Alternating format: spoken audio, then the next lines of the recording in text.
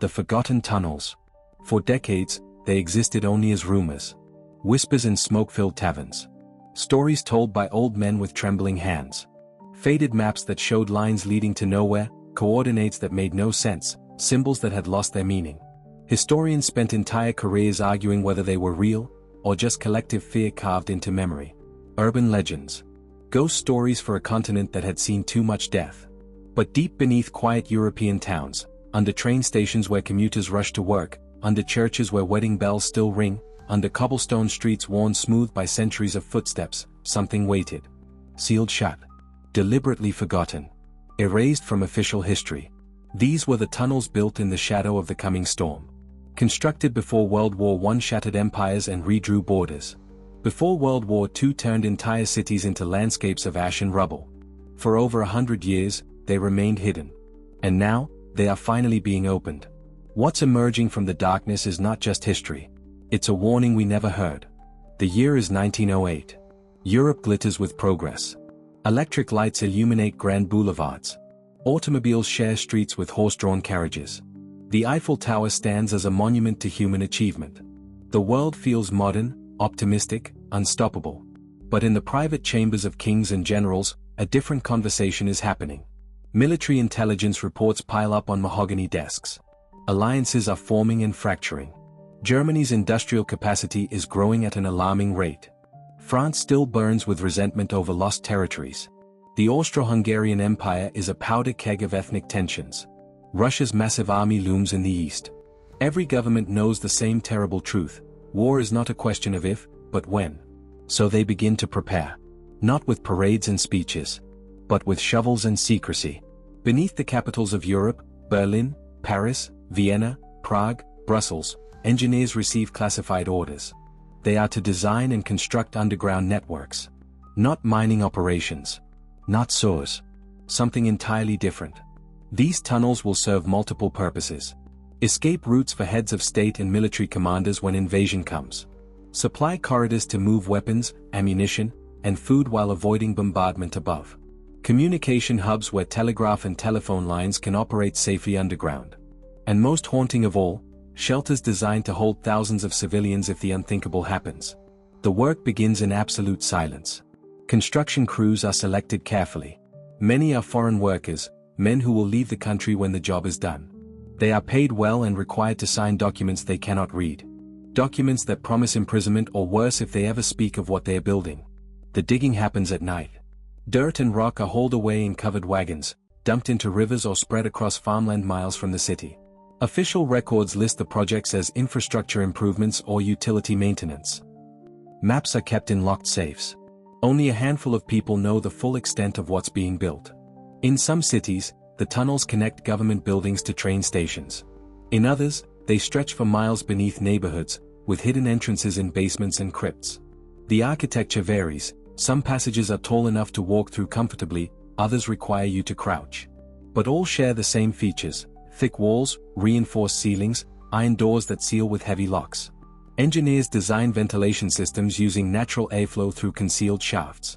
Storage rooms are carved into solid rock, each one large enough to hold months of supplies.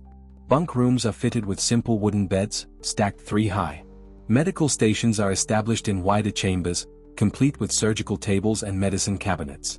Every brick is placed with the understanding that this might be someone's last refuge. Workers notice something strange as they dig deeper. Sometimes their tunnels intersect with older passages, medieval escape routes, smuggling corridors, forgotten catacombs. Europe's underground is already a labyrinth built over centuries. Now they're adding another layer to that maze. By 1913, the networks are largely complete. Thousands of workers return to normal life, carrying secrets they'll take to their graves. The tunnels wait in darkness. And then, in the summer of 1914, the world catches fire. June 28, 1914. Archduke Franz Ferdinand is assassinated in Sarajevo. Within weeks, Europe is at war. The scale of the destruction shocks everyone. This was supposed to be a quick, decisive conflict. Instead, it becomes a grinding nightmare. Machine guns cut down thousands in minutes. Artillery shells turn battlefields into moonscapes. Poison gas drifts through trenches, turning men's lungs into useless sponges. The tunnels, built in anticipation of this moment, prove both essential and inadequate. In some cities, government officials do use them to evacuate when enemy forces approach. In Brussels, as German troops marched through the streets in August 1914, Belgian ministers disappear into hidden doorways. They emerge miles away, in countryside safe houses, to continue coordinating resistance. Military commanders establish underground headquarters in several capitals. These bunker rooms become nerve centers where strategies are planned far from the chaos above. Telephone lines run through the tunnels, connecting frontline trenches to rear command posts. Supplies move through the passages, medical equipment, ammunition, encrypted messages. But for most of the war, the vast civilian shelter networks remain empty. The fighting happens far from the cities where the tunnels were built. The trenches of World War I are dug across Belgian farmland, French countryside, the fields of Eastern Europe.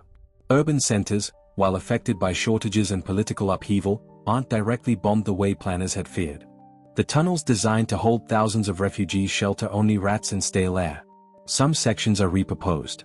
In Vienna, portions become storage for art looted from occupied territories. In Berlin, a tunnel network beneath the government district is expanded into a command bunker. But large stretches simply sit unused, their purpose unrealized.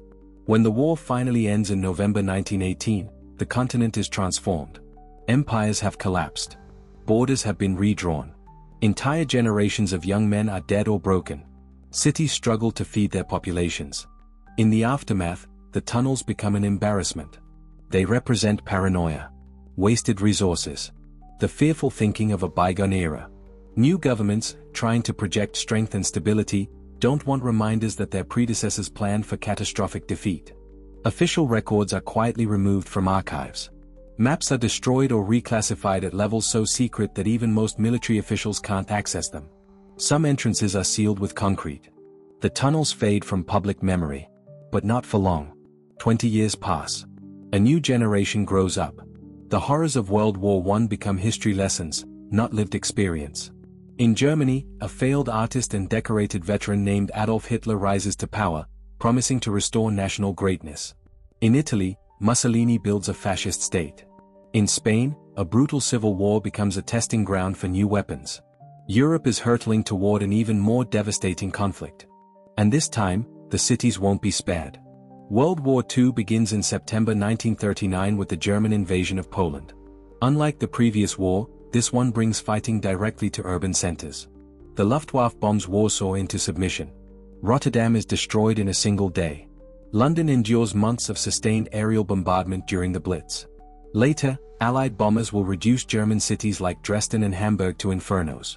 Suddenly, those old tunnels don't seem so paranoid.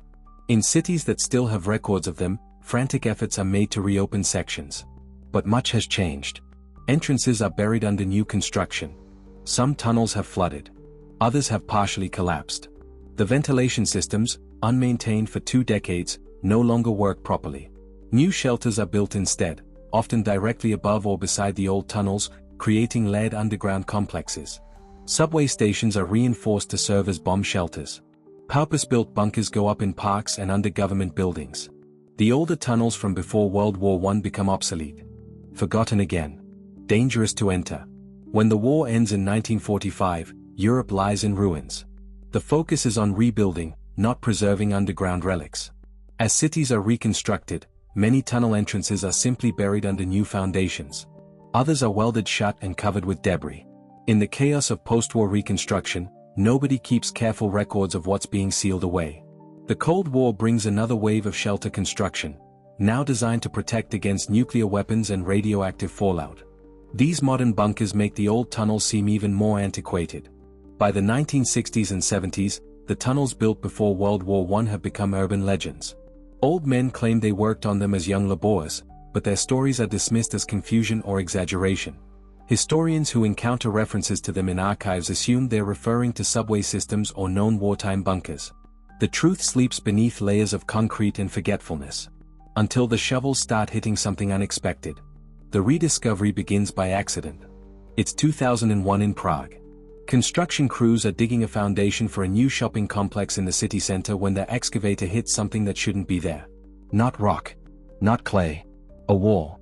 Hand-laid brick, thick and professionally constructed, far below any utility lines or known infrastructure. Work stops. Engineers examine the obstruction. Behind the brick is a sealed iron door with a locking mechanism rusted into a solid mass.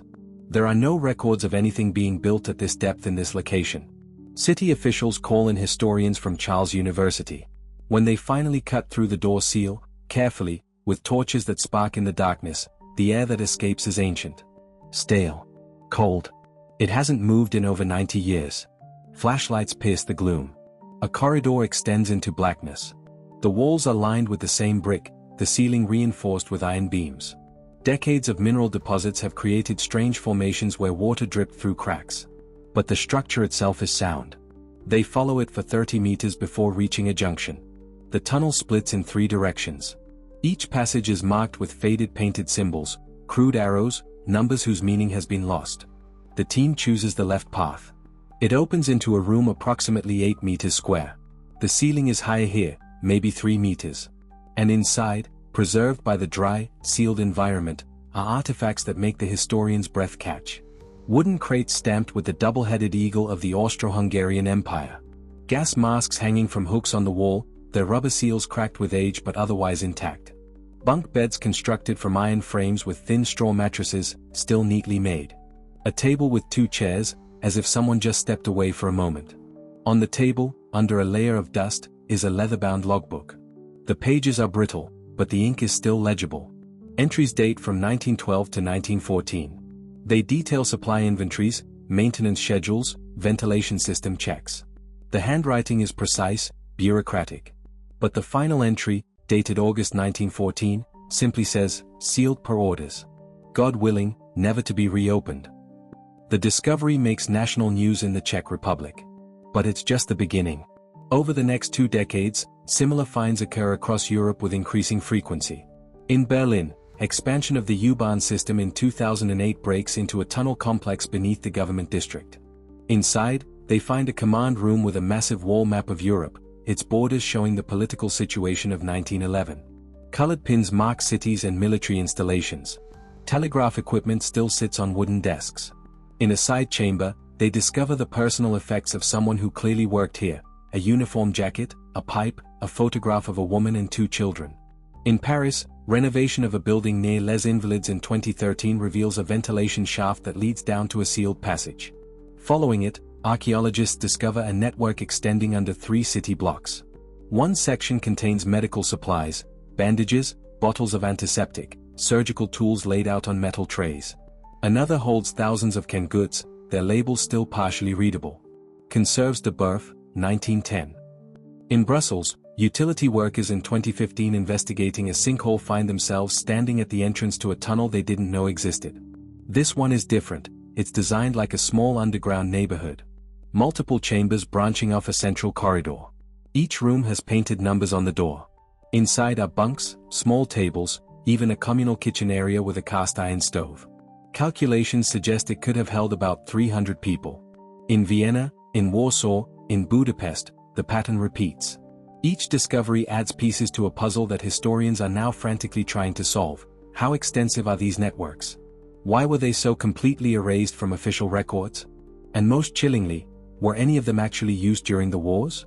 Some tunnels offer obvious answers: they're empty, or contain only supplies, clearly never occupied during emergencies. But others hint at darker stories. Not all the tunnels are empty. In 2017, a tunnel discovered beneath the old town center of a mid-sized German city leads to a finding that shocks the archaeological team. This tunnel is deeper than most, nearly 20 meters below street level. The entry chamber contains the usual items: supply crates, gas masks, bunk beds. But at the far end of the corridor, they find another sealed door. This one is different. It's locked from the outside. When they cut through, they discover a chamber that was clearly occupied. Not for days. For weeks. Maybe longer. Personal belongings are scattered across bunks: children's toys, a woman's shawl, a man's pocket watch stopped at 3:47. Tin cups and plates sit on a table, as if a meal was interrupted. In the corner, a makeshift latrine has been set up with a bucket and a curtain for privacy. The walls tell the most haunting story. They are covered with marks. Scratch marks made with something metal: a nail, a knife. Groups of 5 vertical lines, the 5th crossing the others. Counting days. Or weeks. The team counts them, 127 marks. Someone was sealed in this room for at least 18 weeks. Perhaps more, if the marks represent weeks instead of days. There are no human remains. No obvious explanation for what happened. But on one wall, carved deeply into the brick, someone left a message. We were told help would come. They sealed us in to keep us safe. The air grows thin. Elsa is sick. Otto stopped waking 3 days ago. If anyone finds this, we were the Hoffman family. We didn't want to die in the dark. No records exist of the Hoffman family. No missing persons reports from that era survived. The tunnel was sealed from the outside with concrete and iron bars. How they ended up inside, why no one came back for them, remains unknown. This discovery leads to more careful examination of other sealed chambers. In Brussels, they find a room with 15 sets of children's shoes arranged neatly against one wall. Sizes ranging from toddler to adolescent. The rest of the chamber is empty. In Prague, a tunnel section contains hundreds of handwritten letters, bundled with string, addressed to people across Austria-Hungary. They were never sent. Each one begins with some variation of "if I survive," or "when this is over." They're dated between 1914 and 1915. Many are written by soldiers who mention using the tunnel to send messages to the surface. The letters suggest the tunnel served as a temporary barracks for troops moving to the front. One letter, written by a young man named Franz to his mother, describes the tunnel in detail. "It is not so bad here, Mama. We have beds and hot soup. The ceiling drips water but we stay dry enough. Tomorrow we go up to the trains. The officers say the war will be over by Christmas. I believe them. I must believe them." Franz's service record, discovered later in military archives, shows he died 3 weeks after writing that letter. Killed at the Battle of Tannenberg. But not everything found in the tunnel speaks of tragedy. Some discoveries are mundane, even touching. A tunnel in Paris contains a wall covered in pencil drawings. Crude sketches of animals, houses, a smiling sun. Children's art. They are accompanied by names and dates. November 1918. The armistice. Someone brought children down here to shelter during the final days of the war, and those children drew pictures while they waited for the all clear. A tunnel in Berlin has a small library, maybe 50 books stacked on shelves carved into the rock. Novels, poetry collections, a Bible, a book of chess problems. Someone was preparing for a long stay and wanted to keep their mind occupied. In Vienna, they find a gramophone and a collection of records. Classical music, military marches, even a few opera recordings. Beside it, a note, for morale. Music sustains the spirit when all else fails. These human touches make the tunnels feel less like military installations and more like time capsules.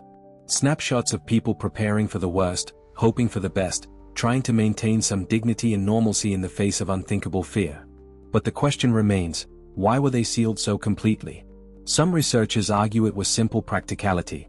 After World War II, with so much of Europe destroyed, there were more pressing concerns than maintaining or documenting century-old tunnels. They were sealed to prevent accidents, structural collapses, or unauthorized use. Others suggest something more deliberate. These tunnels represented failure, the failure to prevent war, the failure of preparedness, the failure of leaders who promised safety but delivered carnage. Sealing them was a way of burying embarrassment. A darker theory, supported by a few historians, is that some tunnels contained evidence of things governments wanted forgotten. Evidence of panic, of abandoned civilians, of decisions made in desperation. Whatever the reason, the result is the same: an entire underground world was erased from collective memory. Until now. Today, several of these tunnels have been opened to the public. In Prague, you can take a guided tour through the complex beneath the old town. They've installed modern lighting, safety railings, climate control to protect the artifacts. You walk through corridors where people once prepared for apocalypse. You see the bunks where they would have slept. You read the messages they left behind. The tour ends in the main chamber, where that logbook still sits on the table behind protective glass. The guide reads the final entry aloud, sealed per orders. God willing, never to be reopened. Then the guide pauses and says, "But here we are. It has been reopened. And what it teaches us is more relevant now than ever." Because these tunnels are more than historical curiosities. They're monuments to a specific moment in human history, the moment when we saw the storm coming and tried to build walls against it. The moment when nations stopped believing in peace and started preparing for war. The moment when optimism gave way to fear. They remind us that World War I wasn't a sudden outbreak of madness. It was a predicted catastrophe. People saw it coming. They spent years, money, and effort preparing for it. And when it finally arrived, it was even worse than they imagined. The tunnels also reveal something profound about secrecy and memory. They show how easily history can be buried, literally and figuratively. How records can be destroyed, stories forgotten, entire infrastructures erased from public knowledge in just a few generations. As visitors walk through these tunnels now, under safe lights, with maps and guides, they're walking through what scholars call the long preparation. The decade before World War I, when Europe braced itself for impact. They are seeing the calm before the storm. And perhaps, if we're paying attention, they offer a warning for our own time. When nations start digging shelters, it means they've already given up on preventing the disaster. The tunnels weren't built to stop war. They were built because war was considered inevitable. The people who constructed these underground networks weren't cowards or pessimists. They were realists who understood their political systems had failed to maintain peace. So they did the only thing they could: they tried to survive what was coming. As the last lights are turned off and the iron doors are locked each evening, the tunnels return to silence. But they are no longer forgotten. They've been reclaimed from the darkness, brought into the light of examination and memory. And they stand as testimony to a simple, terrible truth. History isn't only written in books and monuments above ground. It's buried beneath our feet, waiting to be found. Waiting to teach us lessons we thought we'd already learned. The question is whether we're still listening.